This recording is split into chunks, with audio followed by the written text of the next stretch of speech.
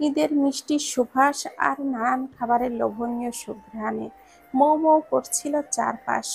এই আনন্দমুখর সময়েও স্তব্ধ মায়রা, তার চোখের পাতায় থমকে আছে বিস্ময়, মুখের রেখায় জড়ানো নির্বাকতা। বিমূঢ় অবস্থায় চুপচাপ দাঁড়িয়ে দেখছে হাতের লেখাটা। কে লিখবে এইভাবে? আম্মু সম্ভব নয়। তবে বাসায় তুহিন ভাইয়া থাকলেও বলা যেত দুষ্টুমি করেই লিখেছে, সেও তো নয়। আর তবে লিখবেটা কে? প্রশ্নাত্মক চাহনিতে মায়েরা দ্রুত পায়ে মায়ের কাছে যায়। গিয়ে দেখতে পায় তার মা সবেমাত্র দুধ জাল করছে। সে তো অবাক। ফাতেমা বেগম যদি দিনে ফজরের নামাজ পড়ে আর ঘুমাতে যান না, সোজা রান্নাঘরে গিয়ে সকাল ৮টার মাঝে সমস্ত আয়োজন শেষ করেন, এখনো আম্মুর রান্না হয়নি। আম্মু পেছনে ফিরে তাকান ফাতেমা বেগম, দুধে এলাচ আর চিনি দিতে দিতে সুধান, উঠে গেছিস নবাবজাদি? যখন ঘুম ভাঙার দরকার হয় তখন তো কাদা কাদা হয়ে থাকিস। আমি গরম গরম সেমাই খেতে পারি না বলে তুই না ভোর রাতেই পায়েস আর সেমাই রান্না করে রাখো, আর আজ এত দেরি করলে পোলাও গোশত সব রান্না করবে না? বিরিয়ানি, তোর পছন্দের চিংড়ি ভুনা, সর্ষে ইলিশ, রুই মাছ আর গরুর গোশত রান্না করেছি। দুপুরে আরো কিছু করতে হবে। চোখ বড় বড় করে মায়েরা প্রশ্ন করে, এসব কিছু তো নাস্তার পরে রান্না করো, এবার ভিন্ন কেন? আর এবার আমরা মানুষ কম, তবে এত আয়োজন কিসের? তোমার আব্বুর মেহমান আসবে, এখন যা গিয়ে ফ্রেশ হয়ে এসে পায়েসটা খা। সেই সবের পাত্তা না দিয়ে মায়েরা আমতা আমতা করে প্রশ্ন করে, আমার রুমে কেউ ঢুকেছিল মা? ফাতেমা বেগম ভুরু সংকুচিত করে তাকান। আশ্চর্য কণ্ঠে তিনি নিজেও প্রশ্ন করেন, কে ঢুকবে? মায়েরা কি বলবে বুঝতে পারে না, তবুও থেমে থেমে বলো, আম্মু তুমি কি আমার হাতে মেহেদি? আর কিছু বলতে পারে না সে, কথা লেগে আসে, হাত দুটি জড়তায় কসলাকসলি করছে। অমনি ফাতেমা বেগম প্রশ্ন করেন, কি রে মায়েরা, তুই হাতে মেহেদি দিসনি? অন্য সময় তো ২ হাত ভর্তি করে মেহেদি দিয়ে বসে থাকিস, এবার দিলি না কেন? বিয়ের পর এটাই তোর প্রথম ঈদ। জবাব দেয় না মায়েরা, মনমরা হয়ে মুখটার প্রতি রেখায় জমে আছে নিঃশব্দ বিষণ্ণতা, এক অদৃশ্য কষ্ট। হৃদয়ে জ্বলে পুড়ে খাক, মাথা নুয়ে ঠোঁট নাড়িয়ে বিড়বিড় করে, বিয়ে নামক বন্ধন জীবনে এই প্রথম আমায় বিষাদ মোড়ানো ঈদ উপহার দিল। কিরে, কি বিড়বিড় করছিস? না, কিছু না। কিছু না হলে ভালো, যা গিয়ে ফ্রেশ হয়ে তুহিন কল দিতে বল। আর ভাইয়ের কথা মনে পড়েই মনটা আরো খারাপ হয়ে গেল, হৃদয়ে টান অনুভব করলো। এই প্রথম তার ভাইকে ছাড়া ঈদ কাটাতে হচ্ছে। এবারের ঈদ যেন তার প্রাপ্তির খাতা থেকে শূন্য করেছে। আমার আম্মা মায়েরা। জি বাবা।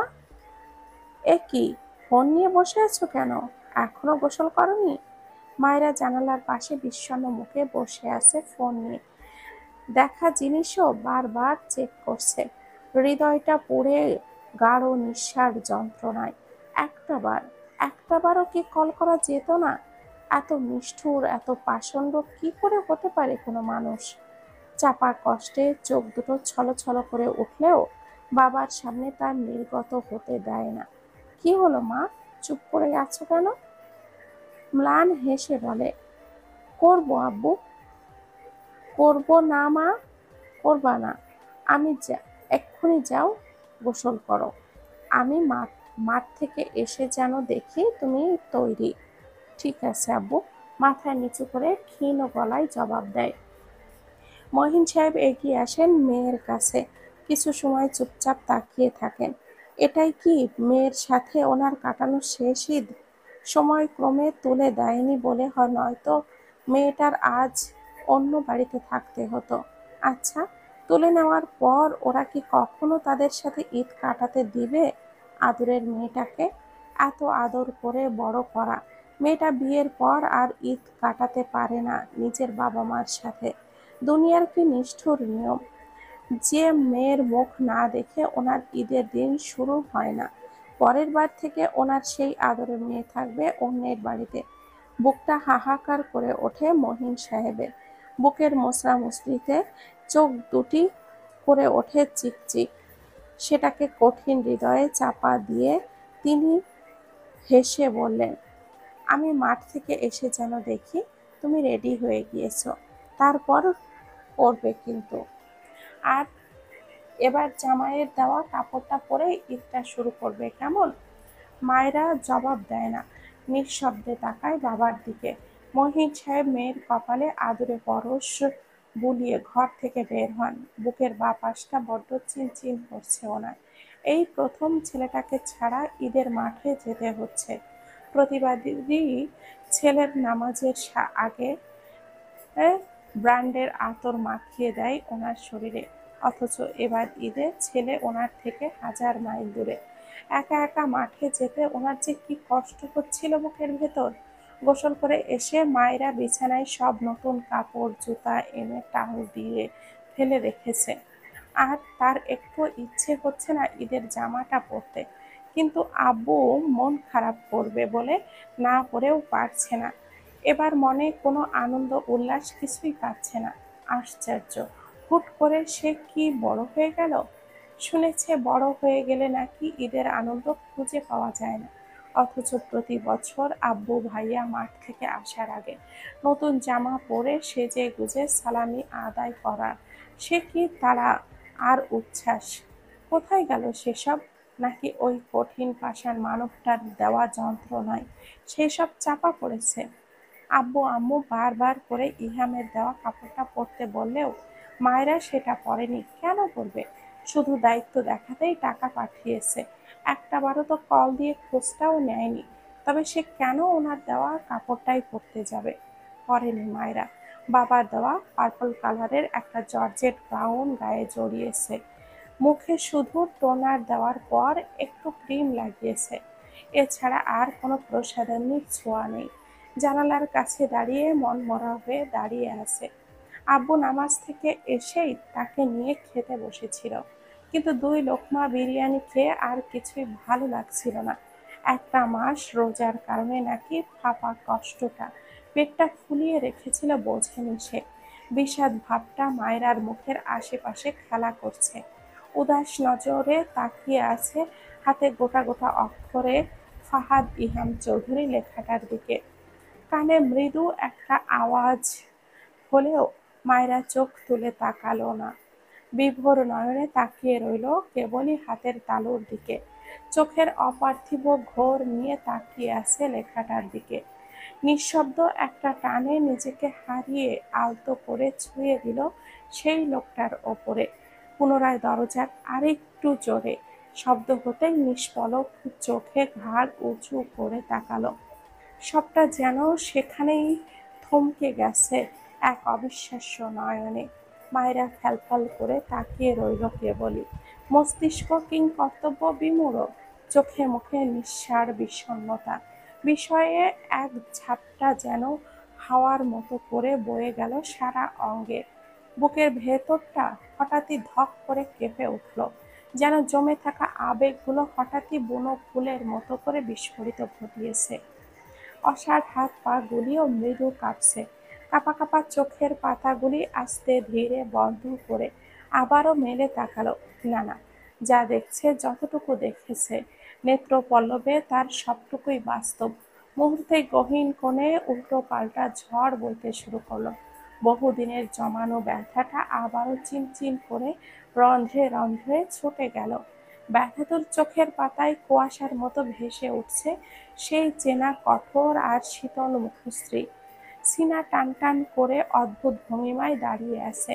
মায়েরা এখনো যেন বিশ্বাস করতে চাইছে না ঝাপসা চোখের দৃষ্টিকে। ওই তো কঠিন পাষাণ মানবটা কেমন বুক ফুলিয়ে দাঁড়িয়ে আছে, যার আদর থেকে জ্যোতির মতো ঝরছে আভিজাত্য মেশানো এক নীরব গাম্ভীর্য। ইহাম নিষ্প্রভ তাকিয়ে দেখে, যার দেখে যায় চোখের সামনে দাঁড়ানো এক হুড়পড়িকে। উত্তপ্ত বুকটা মুহূর্তে বরফের মতো শীতল হয়ে উঠল, যেন কতদিনের জ্বালাময় তৃষ্ণা চোখের এক পলকে নিভে ভারী হলো। কাল রাতের ঘটনা, পুরো একটা মাস ইহাম নিজের সাথে করে নিজেই যুদ্ধ করেছে, নিদারুণ এক যন্ত্রণা তাকে তিলে তিলে করেছে ঘায়েল। অফিস ফিরে এসে যখন মায়রাকে দুবার কল দিল আর মেয়েটা ধরল না, তখনই সে বুঝে গিয়েছিল যে ওই মেয়ে ছাড়া তার আর নিঃশ্বাস নেওয়া হবে না। আর না, ওই বেয়াদব মেয়েটার কাছে না গেলে, চোখের সামনে না দেখলে বুকের জ্বালা কমবে না। এবং কি অক্সিজেনের অভাবে কাতরাতে কাতরাতে প্রাণ যাবে বোধহয়। যেহেতু সে কোনো মিশন বা ঘাঁটিতে নেই, তাই সিও এর কাছ থেকে রাতেই 5 লেভের ওভারনাইট ফ্যামিলি ভিজিটের অনুমতিটা নিয়েছে। এটা মূলত পূর্ণ ছুটি নয়, ডিউটির মধ্যে একটি সাময়িক অবকাশ মাত্র। শুধুমাত্র ঈদের দিনটুকু হাতে নিয়ে এসেছে। কাল আবারও অফিসে জয়েন করবে সে। তাই ভোর দিকে ব্যক্তিগত খরচে হেলিকপ্টার নিয়ে সবার আগে এসেছে এই বাড়িতে। মায়েরা তখন ঘুমে মগ্ন, আর সে চুপচাপ নিশ্চল পায়ে এসে বিছানার কাছটায় হাঁটু ভাঁজ করে ফ্লোরে বসে। ঘুমন্ত মায়েরার দিকে তৃষ্ণার্ত দুটি চোখ মেলে নিভৃতে কত সময় দেখে যায় তার কোনো হিসাব নেই। মায়রার শুভ্র হাত দুটি দেখে নিজ হাতের নামটাই লিখে দেয়। মেয়েদের এইসব বিষয়ে সে খুবই কাঁচা। ফাতেমা বেগম রাতেই মাংস চিপ ডিপ ফ্রিজে থেকে নরমালে রেখেছিলেন। মেয়ের জামাইকে দেখে সঙ্গে সঙ্গে তিনি বিরিয়ানি চাপিয়ে দেন চুলায়। ইহাম মায়রা রুমে থাকতে থাকতেই তিনি রান্না শেষ করেন। যাওয়ার আগে জোর করে বিরিয়ানি খাইয়ে তারপরেই ছাড়েন। বারবার বলেছিলেন মায়রাকে ডাকতে, তখন ইহাম বারণ করেছিল মাঠ করে এসে সারপ্রাইজ দিবে বলে। হালকা করে কেশে ইহাম গলা পরিষ্কার করলো। মায়া মায়া আধো আধো নজরে ইহাম মায়রার চোখের দিকে তাকিয়ে ঘরে ঢুকলো। উল্টো ঘুরে দরজাটা বন্ধ করতেই এতক্ষণ আটকে রাখা নিঃশ্বাসটা মায়রা বহু কষ্টে মৃদু আওয়াজ করে ছাড়ল। বুকের ভেতর তীব্র আলোড়ন, নিঃশ্বাস জড়ো হয়ে এলো, হাত পা গুলি কাঁপছে। এক নিঃসাড় অবশ ভাব শরীরের হাড় মজ্জায় ছড়িয়ে গেল। মন্থর বেগে পা ফেলে ফেলে ইহাম এগিয়ে এলো তার কাছে। তার প্রতিটি পায়ের কদম যেন পূর্বের তুলনায় আরো বেশি করে নিঃশ্বাস বোধ করে দিচ্ছিল মায়রার। মেয়েটার চোখে চোখ রেখে ইহাম এগিয়ে এসে তার খুব কাছে দাঁড়ায়। কিছু সময় দুজন নিভৃতে কেমন চোখের চাহনিতে নিজের মনের সকল কথা, নিগাড় অভিযোগগুলি জানাতে থাকে একে একে। ইহাম নিজের ডান হাতটা বাড়িয়ে মায়রার বাম গাল স্পর্শ করে, বৃদ্ধা আঙ্গুলটার কানের পাশে গালের ওপরে রেখে বাকিগুলি মেয়ের উন্মুক্ত পেটে চুল গলিয়ে দিয়েছে। মায়রার মাথাটা খানিকটা এগিয়ে এনে ইহাম টুক করে প্রথমে মেয়েটার কপালে চুমু খায়, খুব সময় নিয়ে। ললাটে ভিজে ওষ্ঠের পরশ আর ইহামের গা থেকে ভেসে আসা ওই মাতাল করার সুবাস মায়রার ভেতর উথাল পাথাল করে দেয়। বিক্ষিপ্ত আন্দোলনের নামে হৃদয়। মায়রার চোখের দিকে গাঢ় মোহের দৃষ্টি ফেলে ইহাম বিড়বিড় করে বলে, ঈদ মোবারক আমার বেয়াদব জান। কিছু সময় ইহাম প্রগাঢ় দৃষ্টিতে পরখ করতেই থাকে গোটা মায়রাকে। এক অদৃশ্য অস্থিরতা মায়রার ভেতরকে অস্থির করে তুলেছে। ইচ্ছে হয় জাপটে ধরতে লোকটাকে, ওনার সুভাষিত ওমে নিজেকে গলিয়ে নিতে, কিন্তু সে পারছে না। তার কম্পিত অসাড় নিস্তেজ শরীর নাকি মনের বাধা তাকে আটকে দিচ্ছে, সে বুঝতে পারব। মুখ বাড়িয়ে ইহাম যেই আগের নিয়মে মায়রার ঠোঁটের এক কোণায় ছোট্ট অথচ শব্দ করে চুমু খায়। লজ্জা অস্বস্তিতে মায়রা নুয়ে এতটুকুন হয়ে যায়। নিঃসাড় জড়তা আর অতিরিক্ত অস্থিরতা ভেতরে জলোচ্ছ্বাস তৈরি করেছে। মায়রা দুপা এগিয়ে গিয়ে নিজের জায়গায় পরিবর্তন করলো, যেন মানুষটার থেকে লুকানো অভিপ্রায়। ইহাম বুঝল সেটা। পুনরায় নিজে গিয়ে মায়রার পাশে দাঁড়াতেই মাথাটা একেবারে বুকের সাথে মিশিয়ে নিল মেয়েটা। ইহাম শক্ত মুখে নজর করা দৃষ্টিতে তাকিয়ে মায়রার মাথা তুলে নেয়। বেশ কিছু সময় কি করিনি, তবে লজ্জায় লাল টুকটুকে হয়ে যাচ্ছ কেন মায়েরা? তপ্ত হয় মায়েরার ভেতরটা। দেখো লোকটা কিভাবে কথা বলছে, যেন সব স্বাভাবিক, অথচ পুরো একটা মাস মুখের কথাটুকুও বলেনি, আর এখন কতটা নর্মাল বিহেভিয়ার করছে। একটু পর বলতেও পারে ওইসব ভুলে যাও, ইটস নর্মাল। মায়েরার অভিমানে বুক ভার হয়। লোকটাকে এড়াতে সে এক পা এগিয়ে দিতেই ইহাম খপ করেই তার হাতটা ধরে। নিদারুণ অস্থিরতায় ভেতরটায় আনচান করে। মায়েরা লম্বা শ্বাস টেনে দাঁত খিঁচে নিবারণ করার চেষ্টা করে। অন্তঃকরণের দাপাদাপি। কি হলো? ঈদ মোবারক জানাবেন না মিসেস চৌধুরী? বুকের গহীনে কেউ তীব্র বিষাক্ত ফলা নিক্ষেপ করছে, এমন যন্ত্রণা হলো মায়েরার। ভেতরের সকল অস্বস্তি যেন গলার কাছটায় দলা পাকিয়ে এলো। ঠিক যেমন প্রথম প্রথম হাত তা হতো, তার চেয়েও বেশি লাগছে এই একটা মাসে। যেন লোকটার থেকে অনেকটা দূরে চলে গিয়েছে সে, অথচ বদমাস লোকটাকে দেখো, যেন সব ঠিক স্বাভাবিক। ইহাম এক পা বাড়িয়ে মায়রার মুখোমুখি হলো, বা হাতটাও উল্টে পাল্টে সে আগের মতো করে। সফেদ মেহেন্দির রংবিহীন হাতখানা দেখে চোখ সরু হয়, অতঃপর নিজের লেখা নামটার দিকে তাকিয়ে নেশালো গলায় শুধায়, মেহেদি দাওনি, অথচ আমার নাম লিখে বসে আছো? ইহামের চোখ দুটি কেমন যেন রসিকতা খেলে গেল। মায়েরার খুব মন চাইছে ওটা আমি লিখিনি বলতে, কিন্তু গলা দিয়ে আর বের হলো না। হাতটা মুচড়াতে মুচড়াতে কেবলই বলল, ছাড়ুন। এই মুহূর্তে ইহাম হ্যাঁচকা টানে নিজের সকল দূরত্বটা দূর করে একেবারে মেয়েটাকে নিজের সাথে মিশিয়ে নেয়। কোমরের পাশে শক্ত করে হাত গলিয়ে মায়রার নেত্রপল্লবের শরীরখানা নিজের সাথে লাগিয়ে হিস করে জবাব দিল, ছেড়ে দেওয়ার জন্য চট্টগ্রাম থেকে এখানে এসেছে নাকি? সব হিসাব পাই টু পাই করে নিয়ে তবেই না তুমি ফাহাদ ইহাম চৌধুরীর থেকে নিস্তার পাবে। ভেতরটার মাত্রাতিরিক্ত অস্থিরতা হাঁসফাঁস করে তোলে। চোখ তুলে তাকাতে পারে না মায়রা। ইহাম নিজের মুখটা ওর মুখের খুব কাছে এনেছে, দৃষ্টি নত করে রেখে দিয়েছে লাজে টুকটুকে হয়ে যাওয়া তার রাঙা পরীকে। ভেতরে ছলকে উঠছে নীরব বাসনা। ফিসফিস করে জানায়, আগেই লজ্জার চেয়ে চেরি হয়ে যেও না ডিয়ার, সময় আরো বাকি আছে। নিজের লাল ফেস কন্ট্রোল করো, নয়তো আমি নিজেকে কন্ট্রোল করতে পারবো না মেরিজান। লজ্জায় মরে যেতে ইচ্ছে হচ্ছে মায়েরা।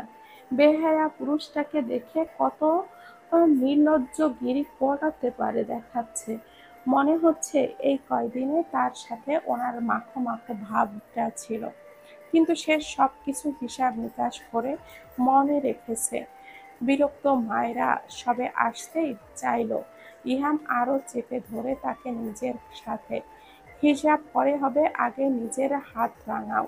বিয়ে করেছি কি ঈদের দিন সারা রাত এর মতো বউরে সাদা হাত দেখবো বলে? মায়েরা দৃষ্টি নত করে নেয়। আমি মেহেদি দিব না। তুমি না দিলে দেওয়ার ব্যবস্থা করব আমি, একই ভঙ্গিতে বলল ইহাম। ছাড়ুন আমায়। ছাড়বো তো আমি নিশ্চয়, তবে আগে আমার পাওনাগুলি উসুল করি। কোনো জবাব দেয় না মায়েরা। গাল ফুলিয়ে অন্যদিকে চেয়ে ঢং দেখাচ্ছে এসে। এক মাস কোথায় ছিল, একবারও খবর নেয়নি, আর এখন রঙের আধিক্যতা দেখাতে আসছে। কিছুতেই মেহেদি দিবে না সে। লুক অ্যাট মি মায়েরা। চিরাগত সেই গম্ভীর মোটা কণ্ঠ। তাকাই না মায়েরা। ইহাম আবারও বলে, আমার দিকে তাকাও। মায়েরাকে তাড়ামি করতে দেখে এক হাত দিয়ে মেয়েটার কোমরে এখনো পেঁচিয়ে রেখে অন্য হাত মায়েরার থুতনি স্পর্শ করে নিজেকে ফেরায়। তাকাতে বলেছি তো আমার দিকে, কানে কি কম শুনতে পাও নাকি? আর যাই হোক, আপনার কথা শুনতে চাইছি না, ছাড়ুন আমায়। ছাড়বো। আগে বলো, তুমি মেহেদি দিবে? কি হলো, জবাব দাও। ছাড়ুন আমায়। কোমরে আরেকটু চাপ দিয়েই মায়রাকে নিজের সাথে আরো এঁটে নিল সে। হিস হিস করে বলল, আনসার মি, নয়তো আর ছাড়ছি না, এভাবে রাখবো সারা দিন। বেহায়া, অসভ্য, নির্লজ্জ লোক। শব্দগুলি মায়রার মনে উদয় হলো। বিরক্তিতে বলল, আমি মেহেদি দিতে পারি না, ছাড়ুন। বেহায়া, অসভ্য, নির্লজ্জ লোক শব্দগুলি মনে হয় উদয় হলো। বিরক্তিতে বলল, আমি মেহেদি দিতে পারি না, ছাড়ুন। Okay fine.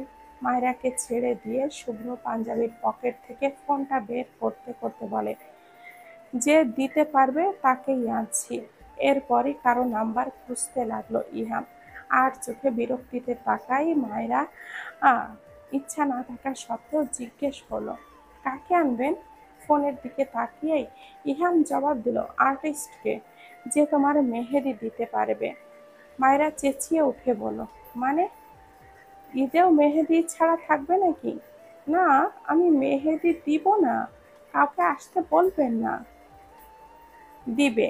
আমি চাই তুমি মেহেদি দিবে, মানে দিবে। জোর খাটাচ্ছেন নাকি আমার উপর? এই পর্যায়ে ইহাম একটু নরম হলো, কোমল গলায় বলল, আমি তোমার হাত মেহেদি রাঙা দেখতে চাই, দ্যাটস ইট। ইহামের কথায় মায়রা চুপ হয়ে যায়, থমথমে মুখে দাঁড়িয়ে আর চোখে দেখে পাষাণ মানুষটাকে। এই মুহূর্তে ভেতরটা এত আকুবাকু করছে কেন? হৃদস্পন্দনটাও যেন বেগতিক হারে বেড়েছে। এইসবই কি লোকটাকে কেবলই সামনে দেখে হচ্ছে, নাকি দূর কোথা গেলে? ইমরানের নাম্বারটা, ওর বোনই তো আর্টিস্ট। ধুর বাল, নাম্বারটা কি কোনো চিপায় গিয়ে লুকিয়েছে সে? ইহামের কথায় তব্দা খেয়ে গেল মায়েরা। চোখ দুটো আশ্চর্য বড় বড় করে তাকিয়ে রইল। মুখে এও ভাষা কি এই লোকের? এই ধরনের কথা বলে নাকি উনি? ইমরানের বোনকে কল দিয়ে জানা গেল তারা গ্রামের বাড়ি বরিশালে গিয়েছে ঈদ কাটাতে। এটা শুনে ইহাম আরেক আর্টিস্টের নাম্বার চাইল। তা দেখে মায়েরা বিরক্ত হয়ে বলল, আপনার এসব ঢং বন্ধ করুন তো। আমি নিজেই মেহেদি দিতে পারবো, আমার কোনো আর্টিস্ট ফার্টিস্ট লাগবে না। ভুরু কুঁচকে ইহাম বলে উঠল, তো এতক্ষণে কি মজা নিলে আমার সাথে? তিক্ত মুখে মায়েরাও জবাব দেয়, মজা না ছাই। চলে যাওয়ার জন্য মায়েরা পা বাড়াতেই হাত টেনে ধরে। মায়েরাও সরু চোখে তাকায় আর চমকায়। ইহাম নেশা নেশা চোখে বক্র কণ্ঠে শুধায়, এর জন্য আপনার ঠিক কি শাস্তি দেওয়া যায় মিসেস চৌধুরী?